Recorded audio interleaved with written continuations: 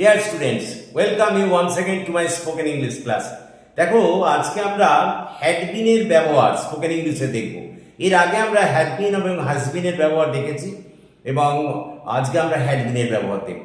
প্রথমেই বলি past perfect continuous টেন্সে হ্যাড বিন এর ব্যবহার করা হয়। হ্যাঁ, তোমরা জানো পাস্ট পারফেক্ট কন্টিনিউয়াস টেন্সে সাহায্যকারী ক্রিয়া হিসেবে কিন্তু বা অক্সিলিয়ারি ভার্ব হিসেবে কিন্তু হ্যাড বিনকে ব্যবহার করা হয়ে থাকে। কিরকম আমরা বলি, যদি দেখো বাংলা বাক্যের শেষে করছিল, খাচ্ছিল, যাচ্ছিল, নাচছিল, ঘুমাচ্ছিল এরকম যোগ থাকে এবং একটা সময়ের উল্লেখ থাকে। This is a vital point. করছিল, খাচ্ছিল, যাচ্ছিল বা করছিলে, খাচ্ছিলে, যাচ্ছিলে এরকম থাকবে এবং একটা সময়ের উল্লেখ থাকবে।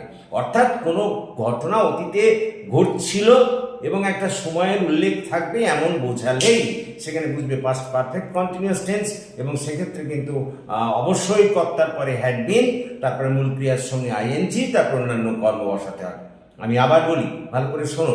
যদি দেখো বাংলা বাক্যের শেষে করছিল, খাচ্ছিল, যাচ্ছিল বা করছিলে, খাচ্ছিলে, যাচ্ছিলে, নাচছিলে, ঘুমাচ্ছিলে ইত্যাদি জাতীয় শব্দ থাকে এবং একটা সময়ের উল্লেখ থাকে, সময়ের সঙ্গে দেখো ধরিয়া বা যাবত কিংবা সময়ের সঙ্গে হইতে বা থেকে যোগ থাকবে, এরকম যদি থাকে তাহলে বুঝবে সেটা পাস্ট পারফেক্ট কন্টিনিউয়াস টেন্স। আমি দুটো একটা উদাহরণ বলি। যেমন মনে করো সে 3 বছর ধরে কলেজে পড়ছিল। লক্ষ্য করো, পড়ছিল, খাচ্ছিল, যাচ্ছিল, দেখো পড়ছিল আছে, আবার 3 বছর ধরে সময়ের উল্লেখ, অথবা এটা পাস্ট পারফেক্ট কন্টিনিউয়াস টেন্স। বা মনে করো আমি যদি এরকম বলি যে 2000 সাল থেকে সে এখানে বাস করছিল। দেখো লক্ষ্য করো, বাস করছিল, করছিল, খাচ্ছিল, যাচ্ছিল এরকম যোগ আছে, প্লাস আবার 2000 সাল থেকে একটা নির্দিষ্ট সময়ের উল্লেখ আছে।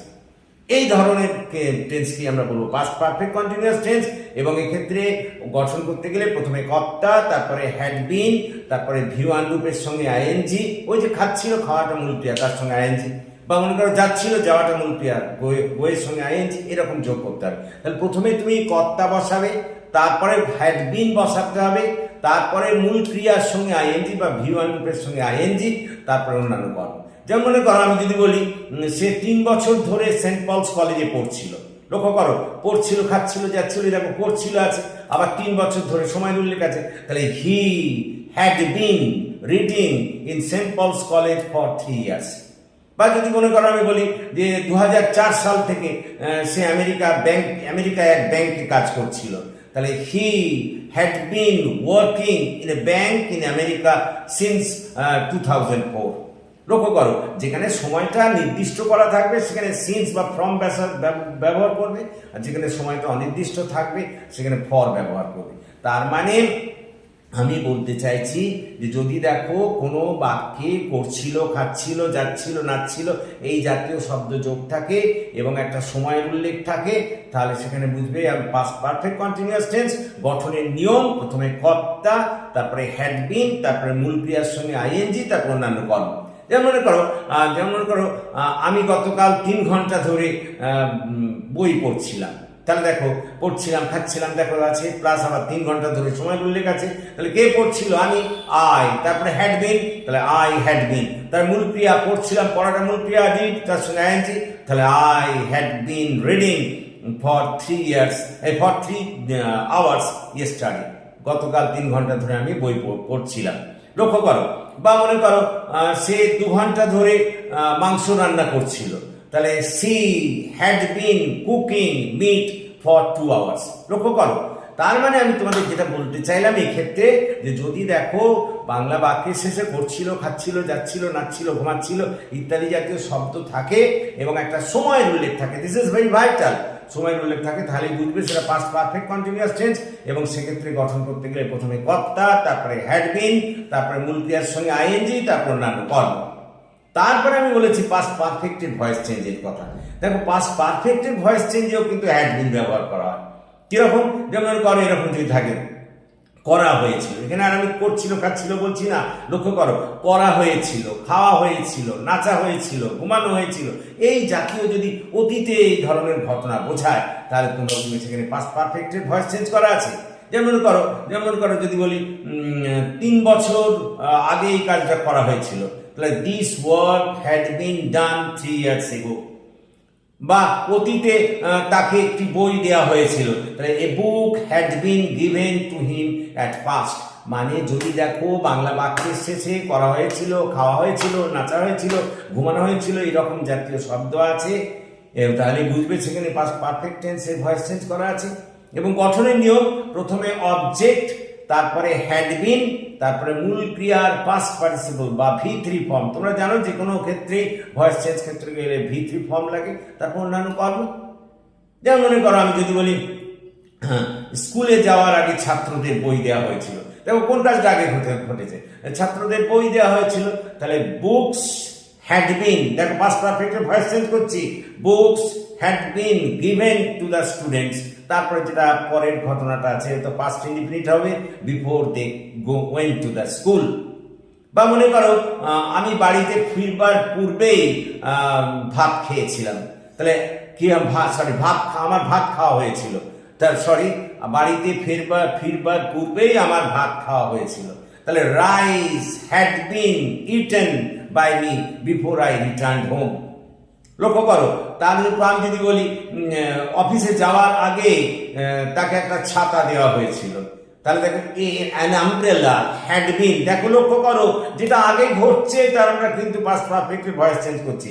দেখো দেওয়া হয়েছিল, তাহলে an umbrella had been given to him before he went to office. তার মানে সোজা কথায় পাস্ট পারফেক্ট টেন্সের ভয়েস চেঞ্জ করতে গেলেও সেখানে সাহায্যকারী ক্রিয়া হিসেবে হ্যাড বিন বসানো হবে। এবং সেক্ষেত্রে গঠনের নিয়ম হলো প্রথমে অবজেক্ট, তারপরে হ্যাড বিন, তারপরে মূল ক্রিয়া থার্ড ফর্ম, তারপরে অন্যান্য কর্ম। আর যদি সঙ্গে লেজুর অন্য কোনো বাক্য থাকে সেটাকে টেন্স অনুযায়ী করতে হবে। এরপর আমরা আসছি যে দেখো, যদি দেখো তোমরা কোনো বাক্যে এরকম বোঝায় যে সে কোনো একটা জায়গায় অনেক দিন ধরে ছিল, অবস্থান করছিল, একটা নির্দিষ্ট সময় বা একটা অনেকক্ষণ ধরে অবস্থান করছিল এমন বোঝায়, মানে বাক্যের শেষে ছিলাম, ছিল, ছিলেন থাকবে, আবার একটা সময় উল্লেখ থাকবে, মোদ্দা কথা। যেমন মনে করো সে 3 বছর ধরে মুম্বাইয়ে ছিল, সেক্ষেত্রেও হ্যাড বিন ব্যবহার হবে। নিয়ম, প্রথমে কর্তা, তারপরে হ্যাড বিন, তারপরে যে স্থানে ছিল সেই স্থানটার নাম, তারপরে সময় উল্লেখ। যেমন করে সে 3 বছর ধরে মুম্বাই ছিল, হি had been in Mumbai for 3 years. কথা বোঝার চেষ্টা করো। একই ব্যাপারে বলি যে যদি কোনো পদের উল্লেখ থাকে তাহলেও কিন্তু এই ধরনের হ্যাড বিন ব্যবহার করা। মনে করো সে 3 বছর ধরে এই স্কুলের হেডমাস্টার ছিল, তাহলে he had been the headmaster of this institution for 3 years. মানে সোজা কথায় যদি দেখো বাংলা বাক্যের শেষে ছিলাম, ছিল, ছিলেন অবস্থান অর্থে বোঝাচ্ছে, সে কোনো পদে অবস্থানও করতে পারে, আবার কোনো স্থানে অবস্থানও করতে পারেন, এবং একটা সময় উল্লেখ আছে, তাহলে সেখানে কিন্তু হ্যাড বিন বসাবে।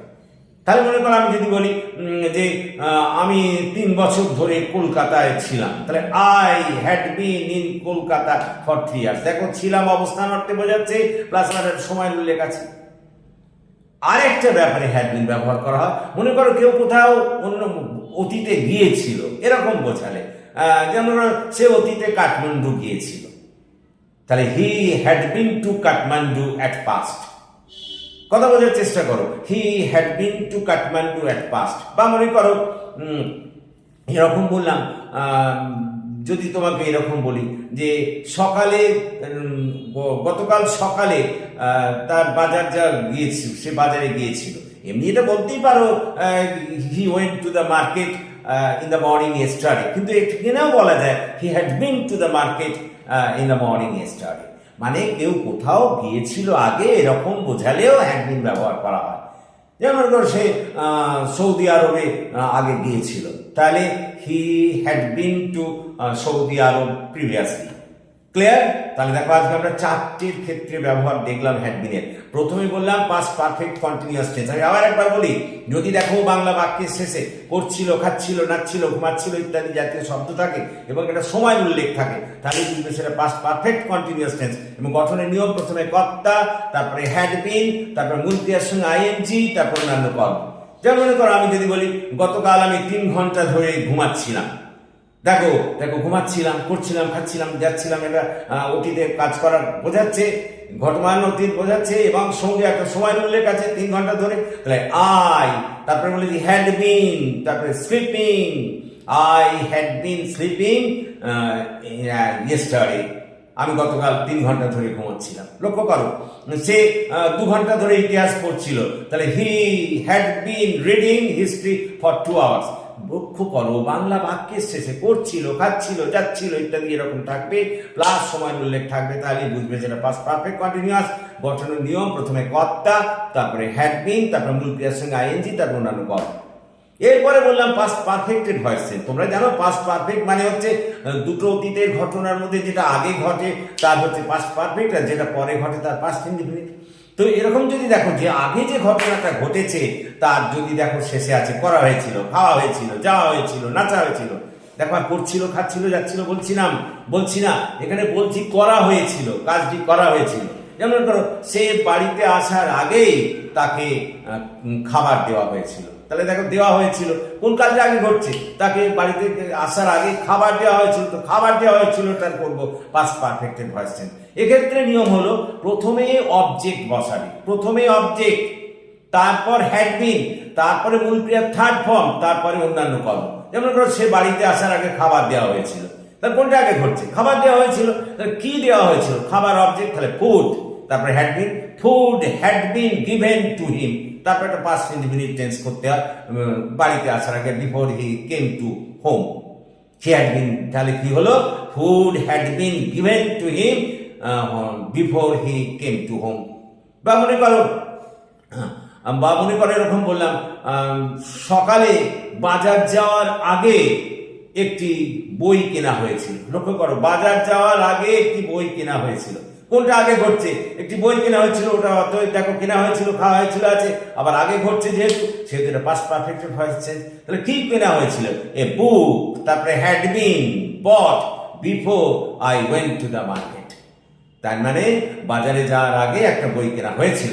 তারপরে পরের যেটা বললাম যে যদি দেখো কোনো পদে বা কোনো স্থানে কেউ অবস্থান করছিল, মানে ছিলাম, ছিল, ছিলেন যোগ থাকবে, প্লাস একটা সময়ের উল্লেখ থাকবে, সেটা পদেও অবস্থান করতে পারে, আবার কোনো স্থানেও অবস্থান করতে পারে, তাহলে তখনই বুঝবে সেখানে হ্যাড বিন বসবে কর্তার পর, কর্তা, তারপরে হ্যাড বিন, তারপরে স্থান বা পদের নাম, তারপরে সময় উল্লেখ। যেমন করে সে 3 বছর ধরে এই স্কুলের হেডমাস্টার ছিল, তাহলে he had been the headmaster of this institution for 3 years, 3 বছর ধরে সেই স্কুলের হেডমাস্টার ছিল। বা মনে করো সে এই মুভিটির ডাইরেক্টর 2 মাস ধরে ছিল, তাহলে he had been the director of this movie for 2 months. মোট কথা ছিলাম, ছিল, ছিলেন অবস্থান অর্থে বোঝাবে, কোনো পদেই বলো বা কোনো স্থানে অবস্থান করাই বলো, তাহলে প্রথমে কর্তা বসাবে, তারপর হ্যাড বিন, তারপর কিন্তু এই যে সময়ের উল্লেখটা থাকবে সেই সময়টা বলবে।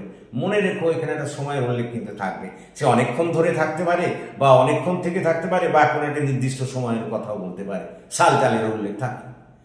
কথা বলি কারণ যেমন করো সে 2000 সাল থেকে কলকাতায় ছিল, তাহলে he had been in Kolkata from 2000। Clear? আর তারপরে বলছি কেউ কোথাও গিয়েছিল আগে, এরকম বোঝালেও হ্যাড বিন, মানে মনে করো আমি আগে কাঠমান্ডু গিয়েছিলাম, তাহলে I had been to Kathmandu at past. বা মনে করো সে আমেরিকায় বহুদিন আগে ছিল, তাহলে গিয়েছিল, তাহলে হে হ্যাড বিন টু, এখানে কিন্তু হ্যাড বিনের পর টু বসাতে হবে, মনে রেখো। তাহলে প্রথমে কর্তা, তারপরে হ্যাড বিন, তারপর টু, তারপরে যে জায়গার কথা বলছি সেটা, তারপর অন্যান্য অবশিষ্টাংশ। ক্লিয়ার? তাহলে দেখো তোমরা এটা স্ক্রিনশট নিয়ে নিতে পারো, you may take the screenshot of it, এখানে এগুলো সব লেখা আছে, ইউ ক্যান টেক ইট। আর আশা করি তোমরা বুঝতে পেরেছো, এবং যদি তোমরা বুঝতে পারো তাহলে তোমরা আমার এই চ্যানেলটিকে সাবস্ক্রাইব করো এবং শেয়ার করো, তাহলে আরো ভালো করে তোমরা এই সমস্ত জিনিসগুলো বুঝতে পারবে যত বেশি তোমরা এটা ক্লাসটা জয়েন করবে। So that's all for this day, thank you.